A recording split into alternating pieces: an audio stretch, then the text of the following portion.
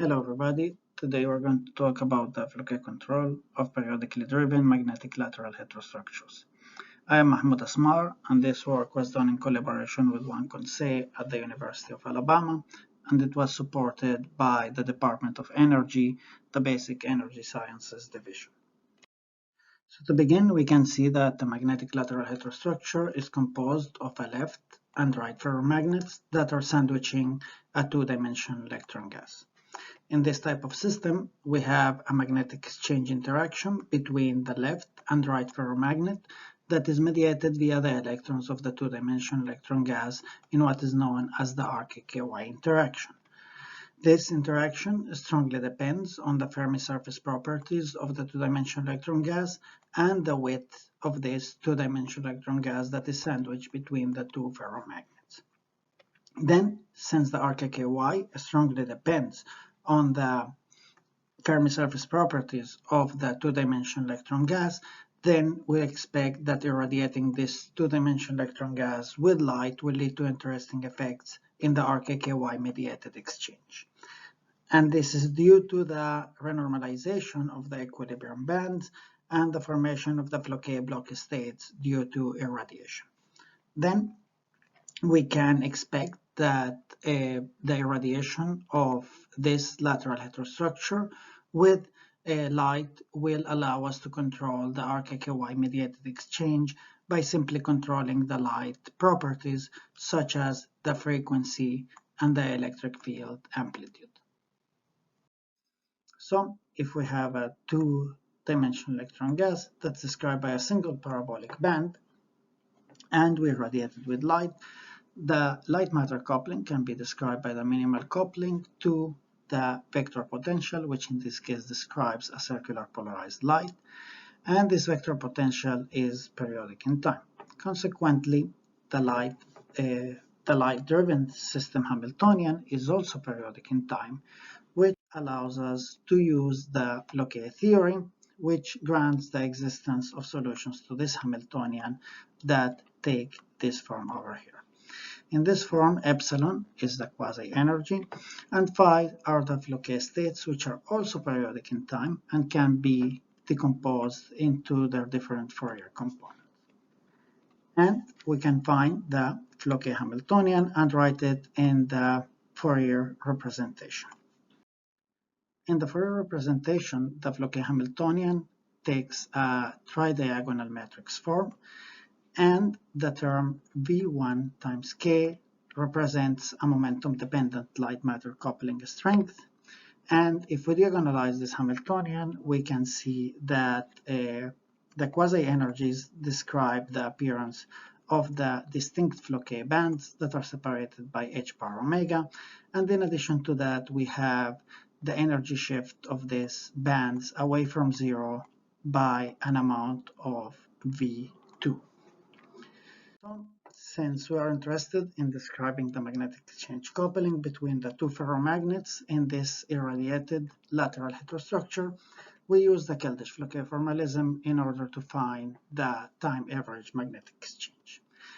This magnetic exchange interaction depends on the time average susceptibility chi, and since we have assumed in our model that the y direction has periodic boundary conditions, we were able to explicitly integrate the qy degree of freedom of the time average spin susceptibility, following a similar procedure to what was done in these two papers over here. Then the time average spin susceptibility depends on the different Green's functions of the irradiated two-dimensional electron gas. And if we focus on the lesser Green function, we find it by assuming a thermalization mechanism, which in our case is assumed to be the coupling to metallic leads. And then this lesser self-energy is the self-energy of the leads, which can be obtained by integrating out the degrees of freedom of the leads. Before we proceed to find the magnetic exchange interaction for our system, we should notice that within the continuum description, the light-matter coupling strength is momentum-dependent, which makes us suspect that this model does not lead to a cutoff invariant magnetic exchange interaction. Then, in order to find the cutoff invariant magnetic exchange interaction, we project our Floquet Hamiltonian into a tight binding model, and we require the recovery of the continuum Floquet Hamiltonian at a small momenta. This also leads to an additional condition on the light-matter coupling, and it enforces this upper bound over here, and it leads to a tridiagonal Floquet tight binding Hamiltonian that describes our regularized model. In this model, epsilon bar is the quasi-energy of the n equals 0 Floquet mode, and the energy shift that appeared previously on the continuum model takes this form into the regularized tight binding Hamiltonian. As we have noticed, our system displays an energy shift that is given by delta, and it also has a Fermi energy that is determined by the coupling to the metallic leads. Then we're going to study the magnetic exchange coupling in two regimes that will be qualitatively different. The first regime is in which the energy shift is smaller than the Fermi energy, and the next one is when the energy shift is larger than the Fermi energy. In the regime where the energy shift is smaller than the Fermi energy, we start by analyzing the spin susceptibility of our system. Now, if we start with the equilibrium case, which is described with the dashed blue line, we can notice that we have a non-analytic behavior of this susceptibility at this point, and this happens due to the sharp discontinuity of the Fermi surface, and it's known as the Kohn anomaly. Now, as we irradiate our system and we increase the light-matter coupling, the additional Floquet side bands have an increasing spectral weight and become more populated, and consequently we have the appearance of additional Kohn anomalies in the system. But if we focus on the first Kohn anomaly that appears in all the systems over here, we can notice that this Kohn anomaly is happening at the smaller and the smaller momenta, and this is due to the potential shift that's increasing in our system, leading to a smaller momenta of the Kohn anomaly.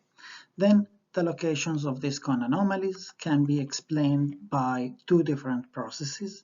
The first one is the interband Kohn anomalies, which basically happens within each Floquet sideband, and the second one is the interband Kohn anomaly that happens between two adjacent Floquet sidebands. As we calculate the magnetic exchange coupling in our system, we can notice that the RKKY oscillations in the system are mainly dominated by one period and are weakly modulated by secondary periods. And as we increase the light-matter coupling in our system, we can notice that we have a longer RKKY period, and that this period is dominated by the Kohn anomaly of the n equals 0 Floquet mode that is indicated over here. Now, to show the increase of the period as we increase the light-matter coupling, we show the dependence of this period as a function of the light-matter coupling, and we can see that as we are in the regime where the energy shift is smaller than the Fermi energy, the period of the RKKY oscillations will increase. When we are in the regime in which the energy shift is larger than the Fermi energy, we can notice that the n equals 0 Floquet band is above the Fermi energy, and therefore it does not contribute to the Kohn anomalies that appear in the spin susceptibility. More importantly, as we calculate the magnetic exchange coupling in our system, we can notice that the light-matter coupling in this case led to a decaying behavior in the magnetic exchange, and we don't have the transition between ferromagnetic and antiferromagnetic, and this behavior resembles the RKKY mediated by an insulator at equilibrium. We have seen that depending on the light-matter coupling strength and the Fermi energy, we can have two different regimes of the RKKY. In the first regime, which is given over here, we can control the RKKY without changing the width of the two-dimensional electron gas. We can simply change the frequency or the electric field amplitude and transition from ferromagnetic to antiferromagnetic. And this is because the light the period that appears in the arc AKY becomes dependent on the light parameters, basically the electric field amplitude and the frequency. However, we cannot do that for any set of parameters because we could enter this regime, and in this regime the arc AKY resembles the arc AKY mediated by an insulator at equilibrium, and it doesn't change sign and it remains in the ferromagnetic regime. To conclude, we have studied the magnetic exchange interaction in an irradiated magnetic lateral heterostructures, and we have seen that the irradiation of a two-dimensional electron gas leads to the modification of its Fermi surface properties, basically leading to the renormalization of its equilibrium bands and the appearance of the additional Floquet side bands. So this modification is reflected in the spin susceptibility, for example, by the appearance of additional cone anomalies, and in the exchange interaction, it leads to two different regimes. In the first regime, we can control the magnetic exchange interaction by controlling the frequency and the electric field amplitude of the light. However, in the second regime, our magnetic exchange does not change sign and remains ferromagnetic, and it resembles the magnetic exchange mediated by an insulator at equilibrium. And with that, I would like to thank you.